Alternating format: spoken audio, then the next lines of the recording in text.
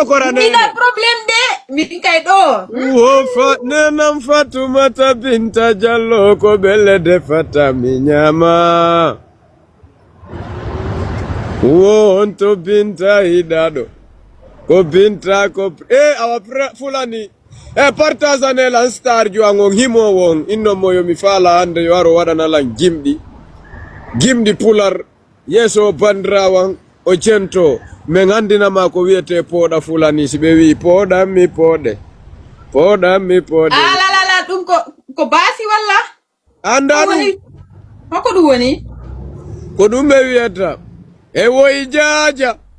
e woy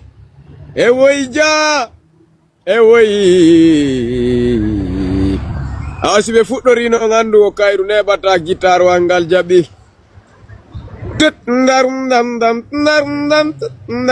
mi ko bewre nebata don seda min hala ma fulani tambiru ndun jabato hino wutte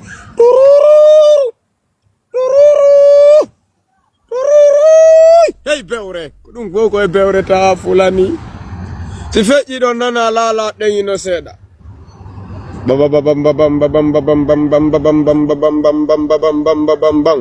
don kadi aray ko bewre anonano ya no men hidina fenande woy mo kala no mari jejetedo hidina fenande mo kala no mari jejetedo woy ko bewre don kadi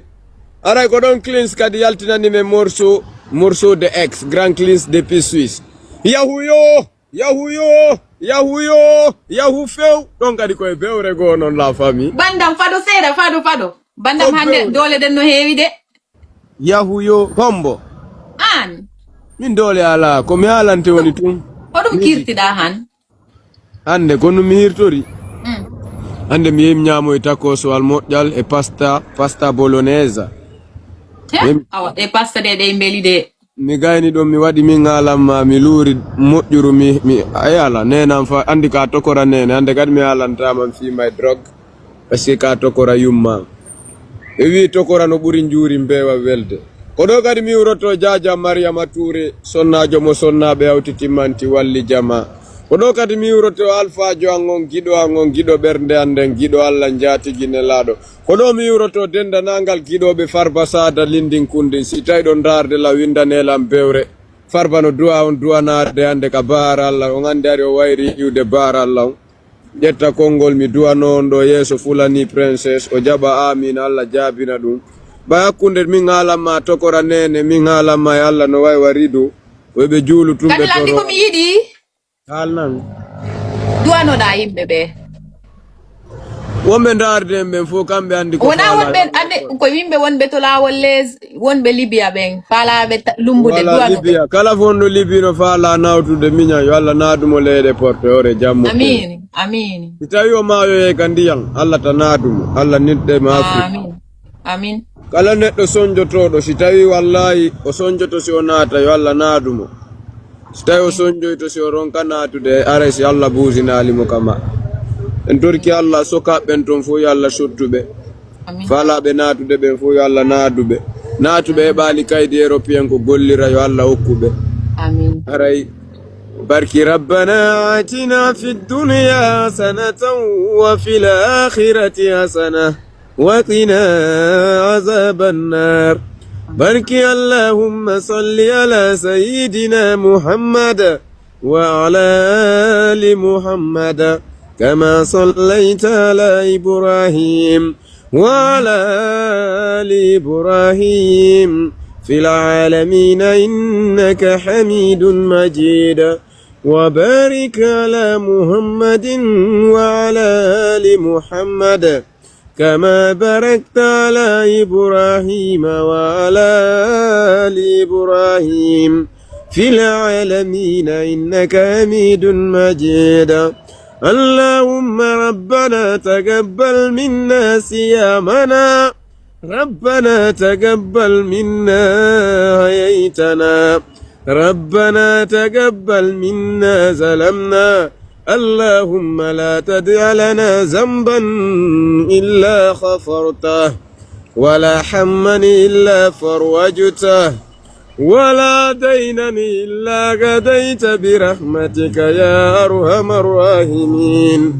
يا خي يا خيون يا خي يا خيون يا رب العالمين برحمتك يا أرحم الراحمين اللهم إنك عفو كريم تحب العفو فاعف عنا اللهم إنك عفو كريم تحب العفو فاعف عنا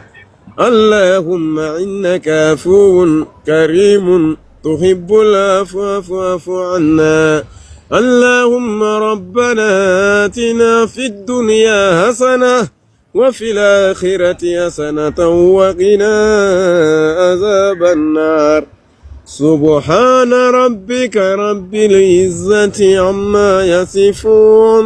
وسلام على المرسلين والحمد لله رب العالمين ما شاء الله برنامج ما ندي ويلتي كلا كل no bete means ko mi yidi means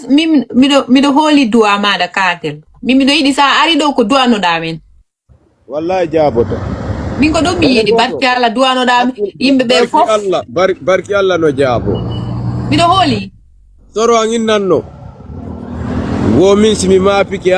pike mi ani wila mama mi be namu beni julu torano da hore ma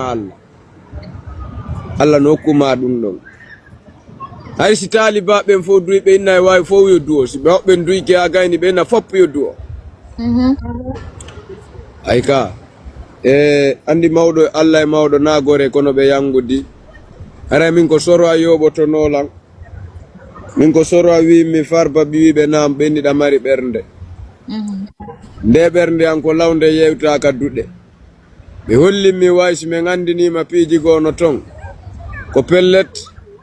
wonyugol hundu ko goddo dum ara no wani mi wandi an wayra non tino wada live TikTok ara ko ardiri ga wono be andina Allah nunno bendi bernde den no dudi malgré que si mi wadi mi ninsi to yay kadi bernde den yaawi kono toki ala menen toki ala do ala mum wata ma be ko dum min no minen do TikTok amo ko barki be Allah jatigi be nelado ganyobe sheitan ben no wodi min do TikTok am do ko barkimbe tu wondo kala wondo do ko barkindo pellet nene gotum do yude ga ko oy no yude ga ko oy ko mi andi ala be kono si be ari do ko min sinasi baka live ma do ala de empowerment talo min gondo do foko barkindo be do foda woli be barki min be fof mi do be holi be fof ko barkinde sina biddo ko to Allah wuro ino mo lega on wala barkide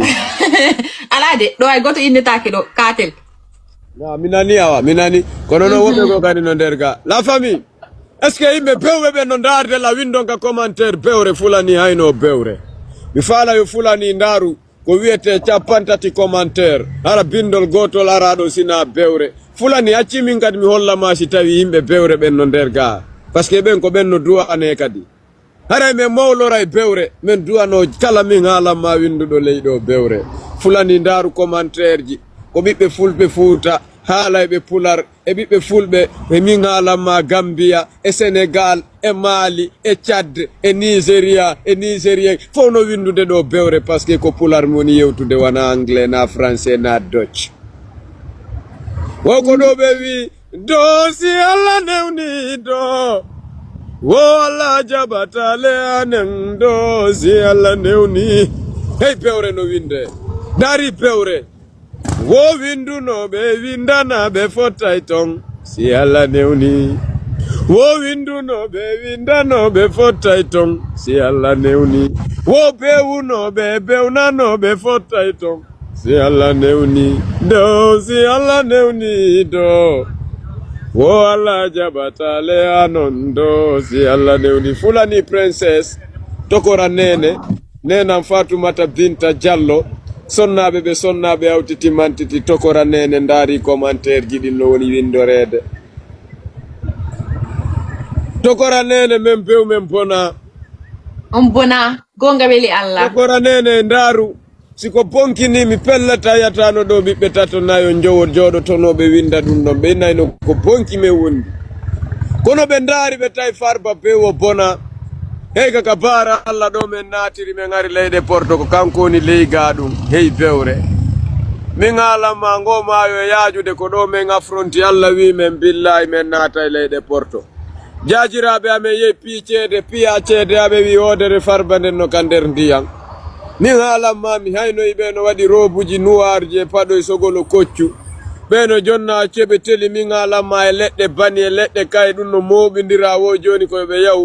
be ndara fi lajjal farba ngal ko onde tuma ngal huubata min alama be ari bugi dum ibe sanka wi ay sanka be fonye hara yo Allah yo arkise makko yaruni hara kala ko falata Allah okkormo andi no sege be on debbo wonno do halde don ko on to be giti ko debbo pullo mi muyni an o debbo wondo halde don abura nene a wonde sonnajo pullo katel fadu hala urun kalta ko hala wonnu mi nabano karamoko no ala de andi min dum halta ke do ala do ko no andi mi lansay contre wonde ala min do lancita ke de do ko seser prota s'il te plaît Silva mashallah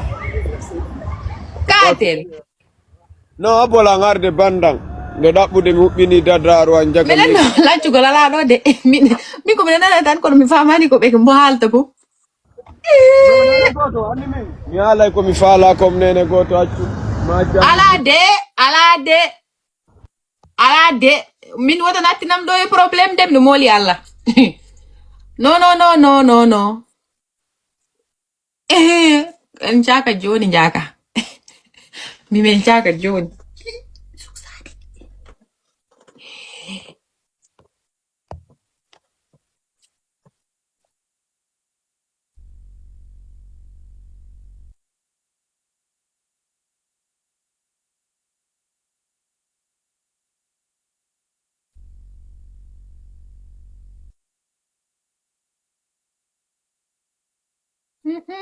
mi susah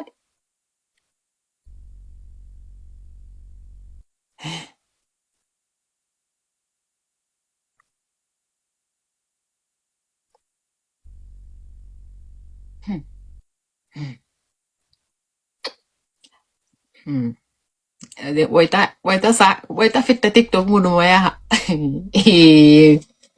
Come fitta TikTok o seser.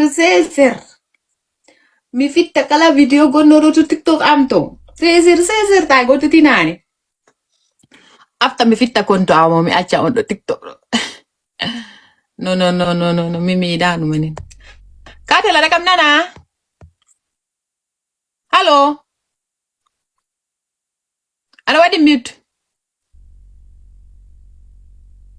Hello. Awa. Nende paden.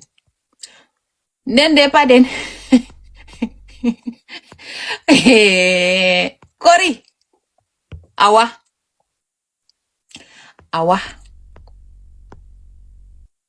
No, he's not gonna express himself here. No.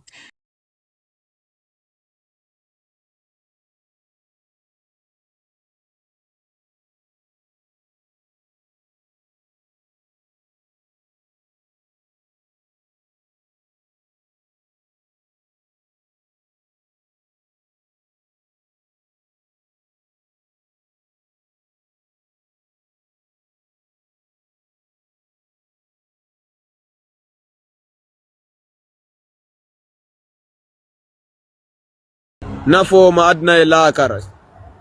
Amin. damari yo Allah teddingon okoran jawdi e jiidi banta zurriyaji wada be darantobe diina l'islam. Amin. Allah dande sabu bondo.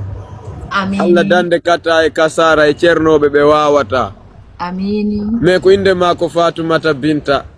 cernojo wawali windude dabare winda laga yendu dum ha mema ma nene goto mi wondi. Hey sa wi Binta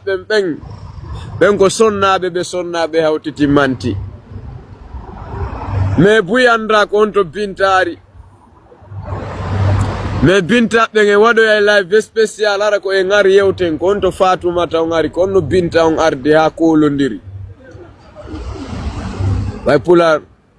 anden do ngara ko e yawjetto en deftere no wiye tarbiyatul islamiyya artende nyanden firtende min halamma ka TikTok do andinen dendanangal do nenam Fatumata Binta ko ɓe ngatti wiwde hey min haalanma Farba Sada iqra janngu bismi rabbika inde joomima halaqaw tawma halaqal insana tagi neɗɗanke way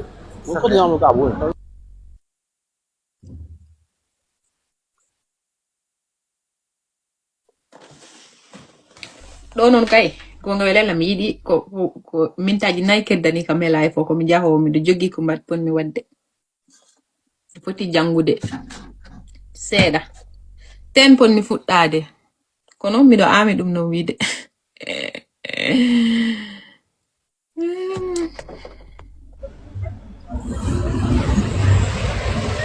tara meɗen jentima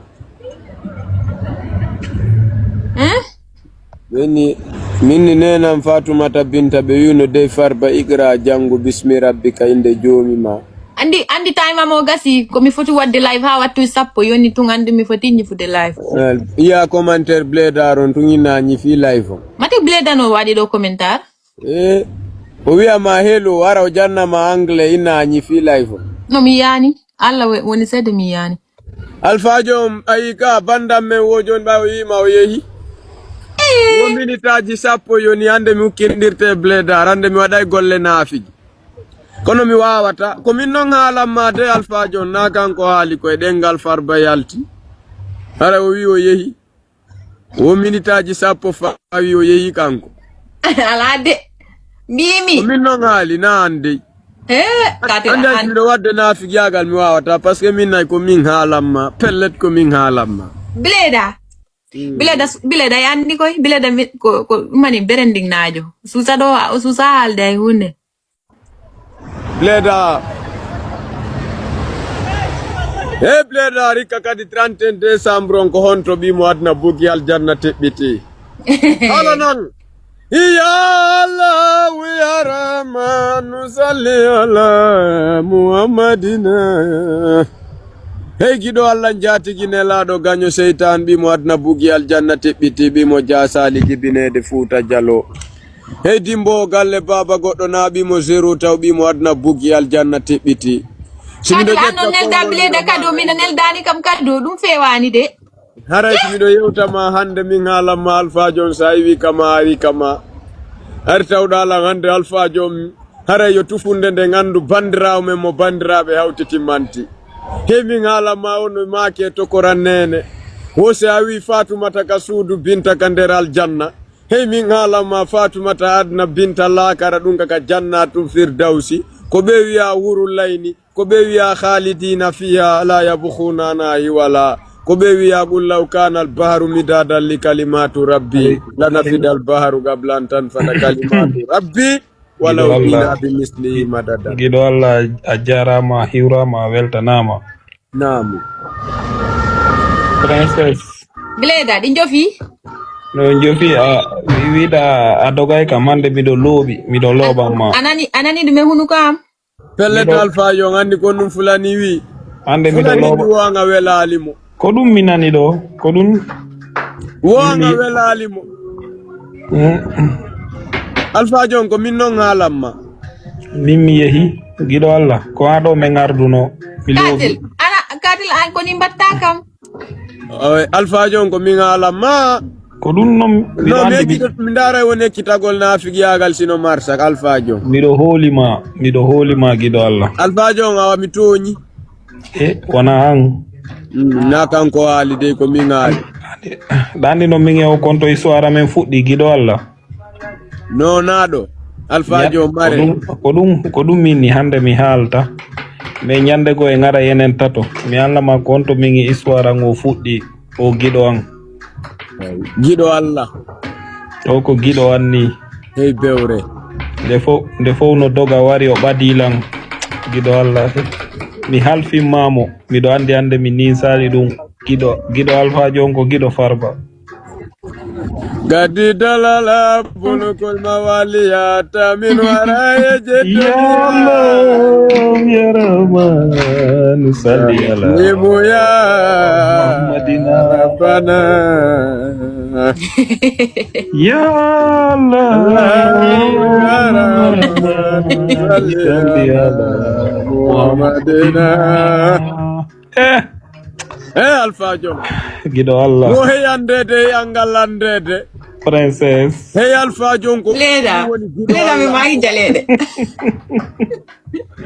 ni way kam noko ko kase Nigeria na be ndara mido no mi yaro yay hara mi jodi ndike mi yewta Farbajo ko mboni princess fulani gido Allah jo princess mo berendi imnajo wala berendi najo an woni berendi najo joni asanzi kam nason asanzi nokure ma min ko mi gine najo ada kam na ba berendi hono mbada mi berendi wal ko gonga yafu ko min ko mi mali yembereng najo e ko mali ene no wara bandirawo amen mo Mali on holli o do o jombirama duuɓi 17 yo Allah waɗu barke makko Alpha Jong joni non princess kanyum kadi ko mo Mali yemberen najo princess ko mo Mali yembere me na gawajo no nasibadiya to en no odo ko findo odo sa wadani dum ndiyam e nder wowru o wunata fulani mi halnama ande nder Fuuta Jallo mbeɗe mari leydi e nder Fuuta leydi ndi no wiye Mali yemberen kono mbeɗe mari bandiraɓe ɓe Mali yemberen ɓe jaɓali Alpha Jong noon ko ton iwi kono fuɗɗoto haalde fi ton tungo wiya Farba a memi minna mi deƴƴa sabu giɗo ma ko giɗo ma kono mbeɗe marno santere ɓe himayɓe e nder Fuuta Jallo fop no teddini ɓe remix ji maɓɓe nini no waɗede ɓiɗɗo maɓɓe on kadi no anda no teddina nini moƴƴa ɗum ko Habib Fatako baben Habib Fatako imuno music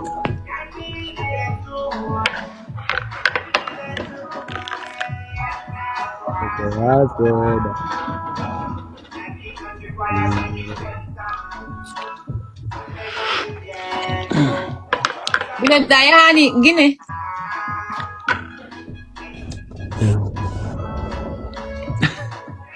Ableda mido sati yawde Guinée si Allah jabi